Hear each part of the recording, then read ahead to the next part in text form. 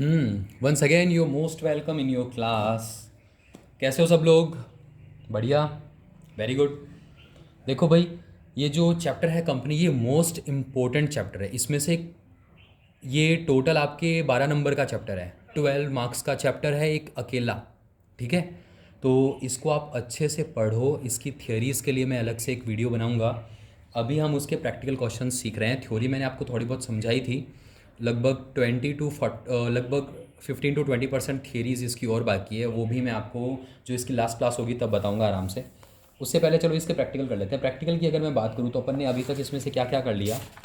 Question number first हो गया, second हो गया, थर्ड हो गया, फोर्थ मैंने आपको घर पे करने के लिए दिया था, फिफ्थ हो गया, सिक्स्थ हो गया, सेवन्थ और एट्थ मैंने छुड़ाया था एक बार। सेवन्थ क्वेश्चन और एट्थ क्वेश्चन मैंने एक बार छोड़ दिया था क्योंकि ये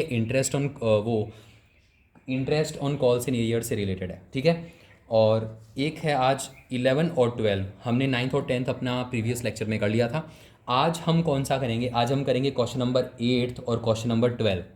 क्वेश्चन नंबर 8 और क्वेश्चन नंबर 12। तो अपना बाकी कौन सा रहेगा? सिर्फ क्वेश्चन नंबर 7 बाकी रह जाएगा और क्वेश्चन नंबर 11। क्योंकि ये दोनों क्वेश्चन ना कैटेगरी एलोकेशन के भी है। इसमें इंटरेस्ट भी इंक्लूड होगा और इसमें कैटेगरी एलोकेशन भी होगा। तो ये मैं आपको और अच्छे से करवाऊंगा। उससे पहले आज हम दो क्वेश्चन कर लेते हैं। कौन कौन से? क्वेश्चन नंबर 12 और क्वेश्चन नंबर 8। पहले क्वेश्चन नंबर 12 को देखते हैं। क्वेश्चन नंबर 12 को ध्यान से सुनना। क्वेश्चन नंबर 12 देखो। A company issue 25,000 equity share of 100 rupees each to public. Company कितने 25,000 शेयर्स इशू कर रही है क्या पब्लिक में? जी सर, 100 रुपये का 100 रुपीज़ का शेयर्स था। Amount on share was payable as follows. Application पे कितने रुपए? सर एप्लीकेशन पे 30 रुपीज़। अलॉटमेंट पे कितने? सर अलॉटमेंट पे 50 रुपीज़ इंक्लूडिंग प्रीमियम। प्रीमियम कितना है मुझे नहीं पता। उसके बाद में फर्स्ट कॉल का बोल रहा है 30 रुपीज़। तो देखो अब अपन पता करते हैं कि प्रीमियम कितने का है। 30 + 50 कितना होता है? 80। 80 + 30 होता है 110, 110 रुपये। और तो इसका मतलब सर जो शेयर था वो 10 रुपीज़ प्रीमियम पे इशू किया था क्या? सर बिल्कुल। तो यहाँ पे 10 रुपीज़ प्रीमियम के बिल को। यहाँ तक किसी को कुछ डाउट है क्या? कुछ भी डाउट नहीं है, बिल्कुल सही। देखो आगे देखते हैं। आगे लिख रखा है applications were received for 60,000 shares. Application कितने के लिए आई? सर 60,000 शेयर्स के लिए हमारे पास एप्लीकेशंस आ गई। ठीक है, कोई प्रॉब्लम नहीं है। No share were allotted to the applicants of 2,000 shares and their application money was refunded. तो हमने क्या किया? 10,000 शेयर्स को बिल्कुल रिजेक्ट कर दिया और उनको अपन ने रिफंड कर दिया। अब हमारे पास केवल 50,000 शेयर्स बचे। सबसे पहले बैंक में आएंगे 60,000 शेयर्स के हिसाब से पैसे। उसके बाद हम उसमें से 10,000 शेयर्स के जो एप्लीकेशन के पैसे वो रिफंड कर देंगे और अपने पास अब केवल 50,000 शेयर्स की एप्लीकेशन ही बचेगी। इन 50,000 शेयर्स को हम 25,000 शेयर्स देंगे। 50,000 शेयर्स को हम केवल 25,000 शेयर्स देंगे। इसको बोलते हैं प्रो राटा अलॉटमेंट। तो देखो लिखा हुआ क्या है? Remaining applicants were made pro rata allotment. Ganesh to whom 250 shares were allotted fail to pay first and final call money. एक गणेश नाम का पर्सन था, उसके पास 250 शेयर्स थे। वो उसने हमें फर्स्ट कॉल के पैसे नहीं दिए। तो देखो गणेश, उसके पास 250 शेयर अलॉटेड थे। बिल्कुल सही सर, कोई दिक्कत नहीं। हमें अप्लाइड और अलॉटेड के चक्कर में नहीं जाना क्योंकि इसने साफ साफ हमें अलॉटेड ही दिया हुआ है। उसने क्या किया? फर्स्ट कॉल के पैसे नहीं दिए। तो ये हो जाएगा उसका कॉल्स इन एरियर। कोई प्रॉब्लम है यहाँ तक? सर बिल्कुल प्रॉब्लम नहीं है। देखो आगे क्वेश्चन को सॉल्व करते हैं। सबसे पहले बैंक में एप्लीकेशन में जो पैसे आते हैं वो 60,000 के हिसाब से आएंगे। 18 लाख रुपीज़ सबसे पहले बैंक में कितना आएगी? 60,000 शेयर्स के हिसाब से 18 लाख रुपीज़, जिसमें से हम 10,000 शेयर्स को कर देंगे रिफंड। तो हमारे पास 3 लाख रुपीज़ हो जाएंगे रिफंड बैंक से। अब मेरे पास कितने बचे हैं केवल? अब मेरे पास बचे हैं 15 लाख रुपीज़। इस 15 लाख रुपीज़ में से पहले मैं कैपिटल में ट्रांसफ़र करूँगा। तो 250 है ना ये, सॉरी ये है अपना 25,000 शेयर्स। कितने हैं? 25,000 शेयर्स का कैपिटल के मैं इसको ट्रांसफ़र करूँगा कैपिटल में। कहाँ ट्रांसफ़र करूँगा सर? इसको मैं ट्रांसफ़र करूँगा कैपिटल में। तो देखो 25,000 शेयर्स मल्टीप्लाई 30 तो 750 ये चला जाएगा कैपिटल में और ये हो जाएगा बैंक से रिफंड। ये जो 3 लाख रुपीज़ है ये हो जाएगा रिफंड और यहाँ हो जाएगा ये। जब मैं 15 लाख में से 750 लेस करूँगा तो मेरे पास यहाँ पे कितना रिमेनिंग अमाउंट होगा? 750। ये मेरे पास 750 और एक्सेस पड़े हैं। इसको मैं आगे यूटिलाइज़ कर लूँगा अलॉटमेंट पे। 750 यहाँ से माइनस करेंगे और अब मेरे पास ये पैसे चले जाएंगे अलॉटमेंट पे। अब बात करते हैं अलॉटमेंट की, तो ध्यान से सुनना। अलॉटमेंट पे क्या होगा, अलॉटमेंट पे मुझे 25,000 शेयर्स के हिसाब से पहले पैसे ड्यू करने, उसके बाद में बैंक में पैसे आएंगे। तो 25,000 मल्टीप्लाई 50, तो मुझे यहाँ पे चाहिए टोटल 12,50,000। 12,50,000, इसमें से मेरे पास 7,00,000 रुपीज़ एडवांस पड़े हैं। 7,50,000 मेरे पास एडवांस पड़े हैं। तो अब मुझे मार्केट से कितने चाहिए, केवल 5,00,000 रुपीज़ चाहिए। मार्केट से कितने चाहिए, 5,00,000। क्या मेरे पास अलॉटमेंट पे कुछ कॉल इन एरियर है? सर बिल्कुल कॉल इन एरियर नहीं है। तो ये पूरे के पूरे पैसे मेरे पास बैंक में आ जाएंगे, ये पूरे मेरे पास बैंक में आ जाएंगे। जी सर। फर्स्ट कॉल की बात करते हैं, किसकी बात करते हैं, फर्स्ट कॉल की। देखो फर्स्ट कॉल पे क्या हो रहा है, मुझे 25,000 शेयर्स इंटू 30, तो मुझे 7,50,000 रुपीज़ चाहिए। यहाँ पे मेरे पास कुछ एडवांस वगैरह कुछ भी नहीं, लेकिन यहाँ पे एक कॉल इन एरियर भी हो रहा है। देखो तो यहाँ लिखो नीचे, calculation of calls in arrear, calls in arrear on 250 shares for first call. First call के लिए मैं निकाल रहा हूँ। तो देखो मेरे पास 250 शेयर्स है, मल्टीप्लाई फर्स्ट कॉल कितने की है, 30 रुपीज़ की। तो मेरे पास 7,500 रुपीज़ नहीं आएंगे। 7,500 ये मेरा कॉल्स इन एरियर है, ये मेरा क्या है, कॉल्स इन एरियर। तो बैंक में कितने आएंगे मेरे पास, बैंक में आएंगे 6,42,500। बैंक में कितने आ जाएंगे, 6,00,000। बैंक में कितने आ जाएंगे मेरे पास, सॉरी 7,00,000, इसमें से लेस करेंगे तो 7,42,500। यहाँ तक किसी को डाउट है, कुछ भी नहीं। तो चलो आगे जर्नल एंट्रीज़ करते हैं इसकी। क्या करते हैं सर, जर्नल एंट्रीज़ करते हैं। देखो बहुत इजी है जर्नल एंट्रीज़ इसकी। सबसे पहले मैं यहाँ एप्लीकेशन पे करूँगा बैंक की एंट्री, उसके बाद मैं करूँगा इसको ट्रांसफ़र करने की एंट्री। फिर यहाँ होगी ड्यू की एंट्री, ड्यू में मेरे पास प्रीमियम भी है, तो याद रखना कैपिटल के साथ सिक्योरिटी प्रीमियम क्रेडिट होगा। और फिर मैं करूँगा बैंक की एंट्री, बैंक में केवल 5,00,000 रुपीज़ आएंगे। फिर फर्स्ट कॉल के रुपये मैं ड्यू करूँगा और उसके बाद इसकी बैंक की एंट्री होगी। तो देखो सबसे पहले एंट्री करते हैं एप्लीकेशन पे, बैंक एंट्री होती है bank account debit to equity share application. देखो वो जो मैंने 8 एंट्रीज लिखाई थी बिल्कुल सेम टू सेम वही है, उससे कुछ भी चेंज नहीं होने वाला है। सबसे पहले बैंक में आएंगे 18,00,000 रुपीज़। बैंक में कितना आएगा, 18,00,000 रुपीज़ बैंक में आएंगे।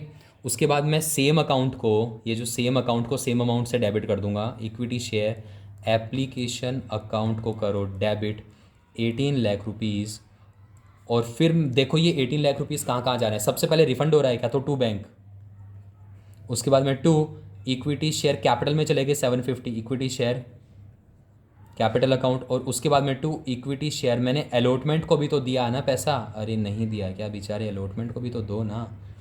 देखो ध्यान से, बैंक से रिफंड हुए थे सबसे पहले 3,00,000 रुपीज़, बैंक से रिफंड हुए थे 3,00,000। उसके बाद में कैपिटल में कितने गए, 7,50,000 रुपीज़ कैपिटल में चले गए और 7,50,000 हमने अलॉटमेंट को दे दिए। अब बात करते हैं अलॉटमेंट पे पैसे ड्यू करने की। सबसे पहले ये तो हो गया एप्लीकेशन की, अब बात करते हैं अलॉटमेंट की। तो अलॉटमेंट पे क्या करना है हमें, सबसे पहले इस अमाउंट को क्या करना है, ड्यू करना है। तो ड्यू करने में अच्छा साथ में प्रीमियम भी है। Equity share allotment account, equity share allotment account को कर दो डेबिट, कितने से, 12,50,000 से। अब मैं करूँगा इक्विटी शेयर कैपिटल अकाउंट को credit, equity share capital account, और इसके साथ सिक्योरिटी प्रीमियम को भी तो मुझे क्रेडिट करना है सर। कितने शेयर्स थे मेरे पास, 25,000 शेयर्स थे, जिसमें से कैपिटल के कितने हैं, कैपिटल के 40 रुपीज़ हैं और 25,000 शेयर्स मल्टीप्लाई प्रीमियम के 10 रुपीज़ है, तो यहाँ आ जाएगा 10,00,000 रुपीज़ और यहाँ आ जाएगा 2,50,000 रुपीज़, 2,50,000 रुपीज़। ये होगी उसके अमाउंट को ड्यू करने की। अब बैंक में मेरे पास कितने रुपए आएंगे, केवल 5,00,000 रुपये, 5,00,000 रुपीज़। कुछ भी कॉल इन एरियर एडवांस कुछ भी नहीं है, बिल्कुल सिंपल सी एंट्री होगी। यहाँ लिखो bank account debit, bank account को करो डेबिट 5,00,000 रुपीज़। और ये 5,00,000 रुपीज़ किसके आ रहे हैं, फर्स्ट कॉल के अलॉटमेंट के या किसके, सर अलॉटमेंट को। तो equity share allotment account 5,00,000 rupees, ठीक है, हो गया। अब मैं फर्स्ट कॉल के पैसे ड्यू करूँ क्या, फर्स्ट कॉल के होंगे 750 के हिसाब से, और इसमें कॉल इन एरियर है, तो कॉल इन एरियर की तो बैंक वाली में देखेंगे। पहले इसको ड्यू तो करते हैं, ड्यू तो फुल अमाउंट से होगा, क्योंकि जब हम ड्यू करेंगे उस टाइम पे हमें पता ही नहीं है कि कौन पैसे देने वाला है और कौन पैसे नहीं देगा, तो हम एरियर की एंट्री पहले नहीं कर सकते ना। तो एरियर की एंट्री सिर्फ और सिर्फ बैंक में होती है, बैंक वाली एंट्री के साथ होती है। तो देखो अब मैं यहाँ पे फर्स्ट कॉल की एंट्री कर रहा हूँ। सबसे पहले पैसे ड्यू करो, equity share first call, first call account को कर दो डेबिट और टू कर दो equity share capital account, equity share capital account कितना, 7,50,000। अब बात करते हैं बैंक की। तो देखो बैंक में कितने आएंगे, बैंक में देखो मैंने आपको नोट करवाया था, बैंक में आएंगे 7,42,500 और मेरे पास इसमें कॉल इन एरियर भी तो रहा था, calls in arrear account debit 7,57,500 और to equity share first and final call 7,50,000। देखो फटाफट चेक करते हैं क्वेश्चन सही है या गलत है। देखो सबसे पहले आपने इक्विटी शेयर एप्लीकेशन को कितने से क्रेडिट किया, 18 लाख से आपने इक्विटी शेयर एप्लीकेशन को डेबिट कर लिया 18 लाख से, ये वाली एंट्रीज बिल्कुल करेक्ट है। उसके बाद में इक्विटी शेयर अलॉटमेंट को कितने से डेबिट किया, 12,50,000 से, डेबिट कितने से 12,15 से, और क्रेडिट कितने से, क्रेडिट केवल 5 लाख से है। अरे इंसानों देखो ध्यान से, हमने क्या किया, सुन रहे हो क्या, हमने अलॉटमेंट को 750 से पहले ही क्रेडिट कर दिया, तो 750 से पहले क्रेडिट है, 5 लाख रुपीज़ से यहाँ दोबारा क्रेडिट हुआ है। देखो तो टोटल कितना 12,15,000 से क्रेडिट हो गया और डेबिट भी 12,15,000 से, बिल्कुल करेक्ट है। आगे आ जाओ, फर्स्ट कॉल की बात करते हैं। इक्विटी शेयर फर्स्ट कॉल कितने से डेबिट है, 715 से, और इक्विटी शेयर फर्स्ट कॉल कितने से क्रेडिट है, 750 से। तो ये क्वेश्चन अपना बिल्कुल करेक्ट है। यहाँ तक समझ में आया सबको? जी सर बिल्कुल करेक्ट है, समझ में आ गया। चलो एक लास्ट क्वेश्चन करते हैं फटाफट आज का। आज अभी अपन ने किया क्वेश्चन नंबर 12, अब अपन करते हैं क्वेश्चन नंबर 8। क्वेश्चन नंबर 8 और क्वेश्चन नंबर 8 है ना, वो बिल्कुल क्वेश्चन नंबर 9 के जैसा ही है, क्वेश्चन नंबर 10 के जैसा ही है। जब मैं कराऊंगा तो आपको इजीली समझ में आ जाएगा। देखो नेक्स्ट पेज पे आ जाते हैं, क्वेश्चन नंबर 8। क्वेश्चन नंबर 8 ध्यान से सुनना मेरी बात को। अरे करें क्या स्टार्ट? जी सर स्टार्ट कर दो, हम तो समझ रहे हैं बहुत अच्छे से। देखो स्टार्ट करते हैं। Hindustan limited issued 50,000 equity share of 10 rupees each at ₹2 premium, मतलब 12 रुपये में इशू करेंगे। The to public which were payable as follows. हम पब्लिक में उसको इशू करेंगे और जो अमाउंट है वो कैसे पेबल होगा वो ध्यान से सुनना। एप्लीकेशन एंड अलॉटमेंट पे 5 रुपीज़ पर शेयर के हिसाब से कितने शेयर इशू कर रहे हैं सर? 50,000 रुपीज़ मार्केट में 50,000 शेयर्स मार्केट में इशू कर रहे हैं, 10 रुपीज़ का प्लस 2 रुपीज़ प्रीमियम, मतलब 12 रुपये में इशू करेंगे इसको, 12 रुपीज़ में इशू करेंगे। और एप्लीकेशन पे ये बता रहा है हमें 5। अच्छा एप्लीकेशन एंड अलॉटमेंट एक साथ है, इक्विटी शेयर एप्लीकेशन और अलॉटमेंट एक साथ है, अलग अलग नहीं है। 5 रुपीज़ और इसी में अपना प्रीमियम भी है 2 रुपीज़ प्रीमियम के, क्लियर है। उसके बाद होगा फर्स्ट कॉल, और फर्स्ट कॉल है 3.5 रुपीज़ का और सेकंड कॉल भी होगा अपना 3.5 रुपीज़ का। लिखा हुआ है ना ये क्वेश्चन में? जी सर। उसके बाद में लिखा हुआ देखो नीचे लाइन में, application were received for 85,000 shares. Application कितने के लिए रिसीव हुई? 85,000 शेयर्स के लिए। इसको भी बोलते हैं ओवर सब्सक्रिप्शन। और ये जो फर्स्ट टाइम मैं जब भी बैंक में पैसे आएंगे वो 85,000 शेयर्स के हिसाब से आएंगे। उसके बाद में जो भी मैं ट्रीटमेंट करूंगा वो सारा 50,000 शेयर्स के हिसाब से करूंगा। समझ आ रही है ना ये बात? जी सर बिल्कुल समझ में आ रही है। चलो आगे। Application for 10,000 shares were refused and application money their own were refunded. मैंने क्या किया, 10,000 शेयर्स को रिफ्यूज़ कर दिया और इनको मैंने रिटर्न कर दिया। अब मैं केवल 75,000 शेयर्स एप्लीकेंट्स को ही 50,000 शेयर्स दूंगा। क्लियर है यहाँ तक? बिल्कुल सर। आगे चलो आगे चलते हैं। Pro rata allotment was made to remaining applicants, excess application and allotment money was adjusted on the sum due on first call. मतलब कि अब जो हमारे पास एप्लीकेशन एंड अलॉटमेंट पे जो एडवांस मनी पड़ी रहेगी ना, जो एडवांस पैसे आ जाएंगे, उनको मैं आगे टूवर्ड्स यूज़ कर लूँगा फर्स्ट कॉल तक। ठीक है, ये भी सर आपने हमें समझाया था कॉल इन एडवांस वाले उस टॉपिक में। उसके बाद है आगे, first call money was not received on 150 shares. Total 150 shares पे हमें फर्स्ट कॉल रिसीव नहीं हुआ, तो हमें कॉल्स इन एरियर होगा अपना, कॉल्स इन एरियर होगा अपना 150 शेयर्स पे, और उसके बाद में ये होगा अपना फर्स्ट कॉल का, और अपना सेकंड कॉल पे भी कॉल्स इन एरियर होने वाला है, और वो होगा टोटल 400 शेयर्स का। तो ये 400 शेयर्स का अपना सेकंड कॉल पे भी कॉल इन एरियर होगा। समझ आ रही है ना ये बात? जी सर बिल्कुल समझ आ रही है। चलो आगे स्टार्ट करते हैं क्वेश्चन को, ध्यान से सुनना मेरी बात को। सबसे पहले एप्लीकेशन एंड अलॉटमेंट के पैसे आएंगे, वो आएंगे टोटल 85,000 शेयर्स के हिसाब से कितने रुपए? 5 रुपये। तो सबसे पहले हमारे पास आएंगे 4,25,000 रुपीज़, जिसमें से मैं कैपिटल में ट्रांसफ़र कितना करूँगा? 50,000 शेयर्स के हिसाब से, तो मैं करूँगा 2,50,000 रुपीज़ ट्रांसफ़र। कहाँ कर दूंगा? कैपिटल में। अब जैसे ही मैंने 2,50,000 रुपीज़ कैपिटल में ट्रांसफ़र किया, मेरे पास यहाँ पे एक्सेस मनी पड़ी है, वह है 1,75,000 रुपीज़ के हिसाब से। 1,75,000 मेरे पास यहाँ पे एक्सेस मनी पड़ी है, जिसमें से मैं रिफ़ंड कर दूंगा। सबसे पहले रिफ़ंड कर दूंगा इन 10,000 शेयर्स पे, तो 10,000 मल्टीप्लाई 5, तो मैं 50,000 रुपीज़ रिफंड कर दूंगा। अब मेरे पास एक्सेस कितना पड़ा है 125, और इस एक्सेस को मैं कहाँ यूज़ कर लूँगा, फर्स्ट कॉल पे। अब ध्यान से सुनना, जब भी यहाँ से फर्स्ट और सेकंड कॉल को पैसे जाते हैं तो उसको बोलते हैं call in advance, call in advance. Direct मत लिख देना फर्स्ट कॉल, ठीक है ना, क्योंकि मैं एप्लीकेशन और अलॉटमेंट से फर्स्ट कॉल पे दे रहा हूँ। अगर मैं एप्लीकेशन से अलॉटमेंट को देता तो मैं डायरेक्ट लिख लेता टू कि मैं इसको अलॉटमेंट को दे रहा हूँ, लेकिन अभी मैं इसको एडवांस में डालूंगा और फिर मैं फर्स्ट कॉल पे उसको यूज़ करूँगा। कितना 125। समझ में आया क्या यहाँ तक? अरे बोलो भाई। जी सर बिल्कुल समझ में आ गया, कोई डाउट नहीं है हमारे।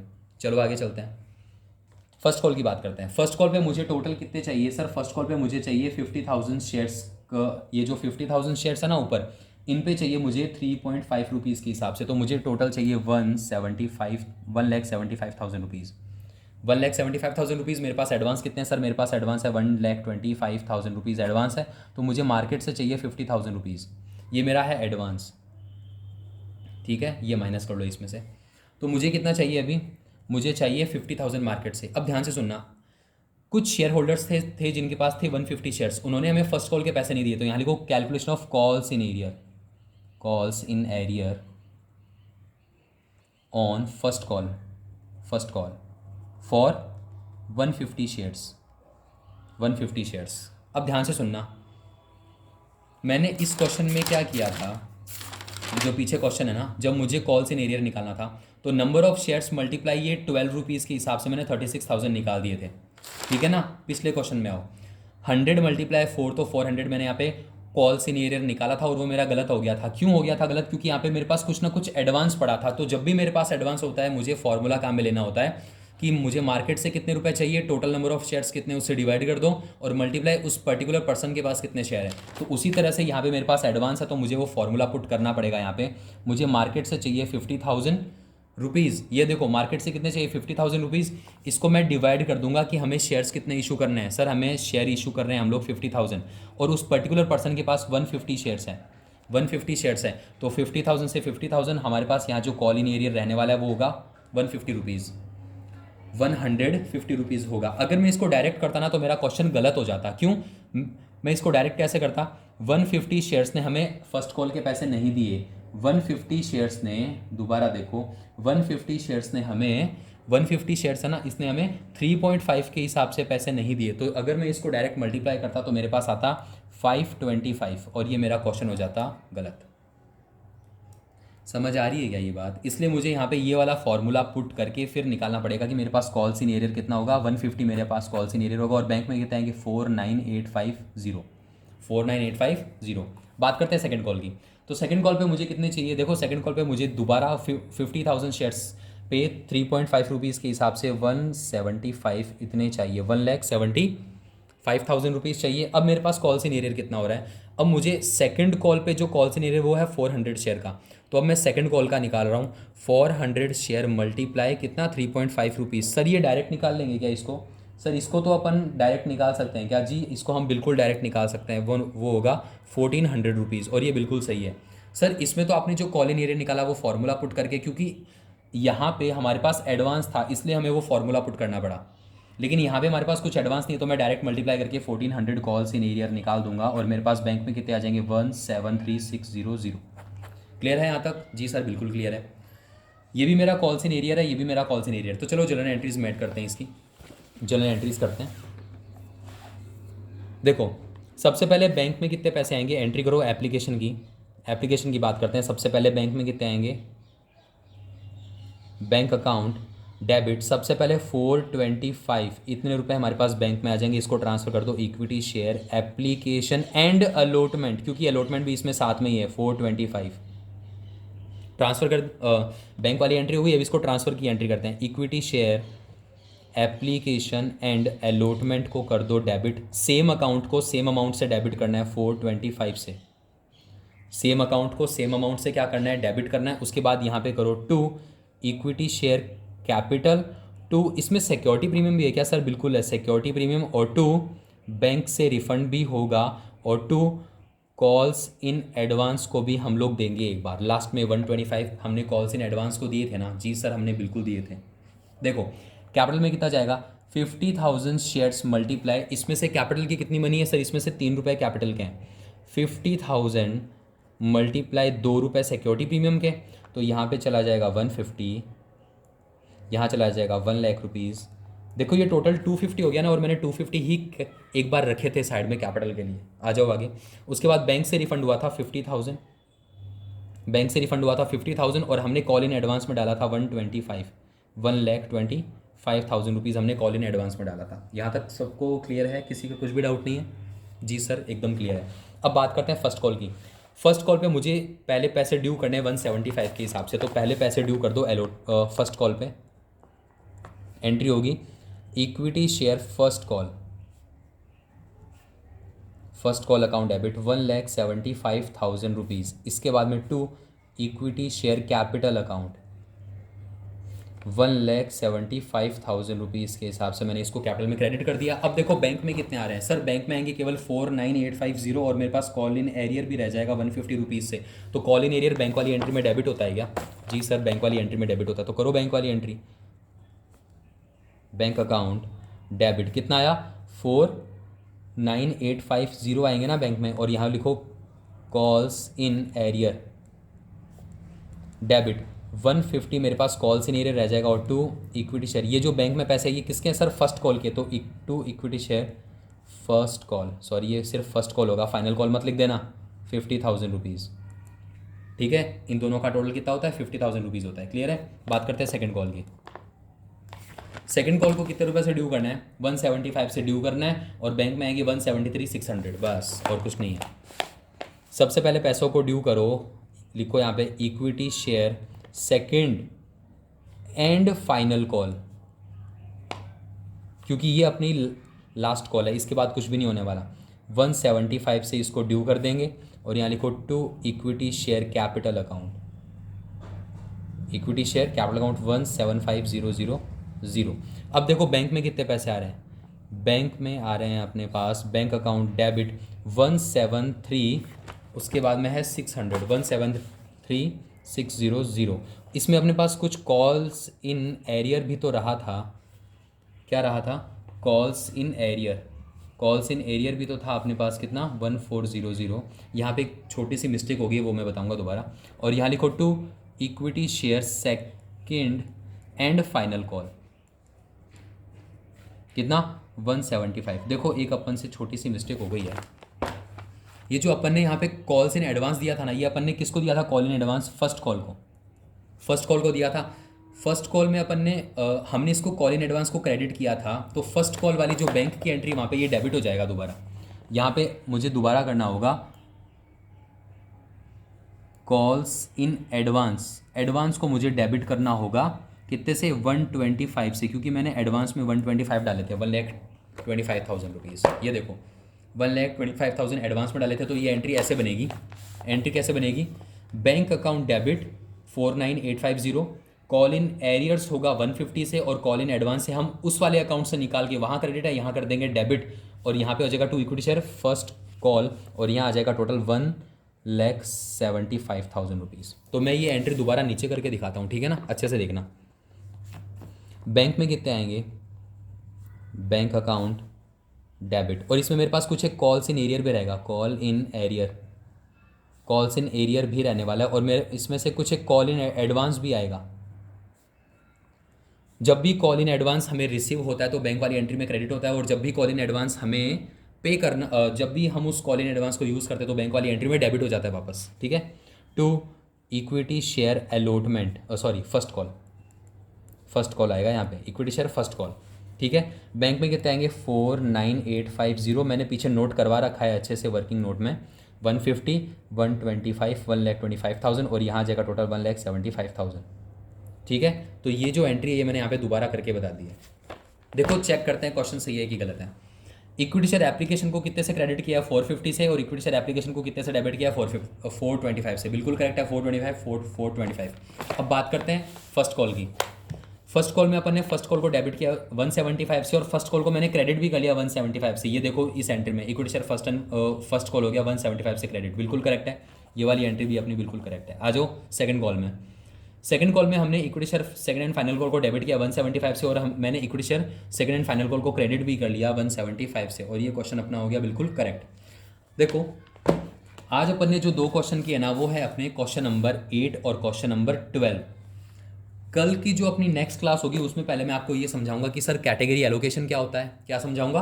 कैटेगरी एलोकेशन क्या होता है, और कैटेगरी एलोकेशन समझाने के बाद में मैं आपको ये समझाऊंगा कि क्वेश्चन नंबर 7 और क्वेश्चन नंबर 11 कैसे होगा। ये दो क्वेश्चन और करने के बाद अपना ये टॉपिक हो जाएगा कंप्लीट शेयर वाला, और फिर उसके बाद में मैं आपको थोड़ी बहुत शेयर्स की जो थियरीज वगैरह है वो बताऊंगा, और फिर अपन स्टार्ट करेंगे डिबेंचर। आगे के क्वेश्चन है जो क्वेश्चन नंबर 13, क्वेश्चन नंबर 13 से लेके क्वेश्चन नंबर 21 तक हमारे पास सारे के सारे क्या है, डिबेंचर से रिलेटेड क्वेश्चंस है, बहुत ईजी है। ठीक है, तो हम सीखेंगे फिर नेक्स्ट क्लास में। तब तक के लिए थैंक यू।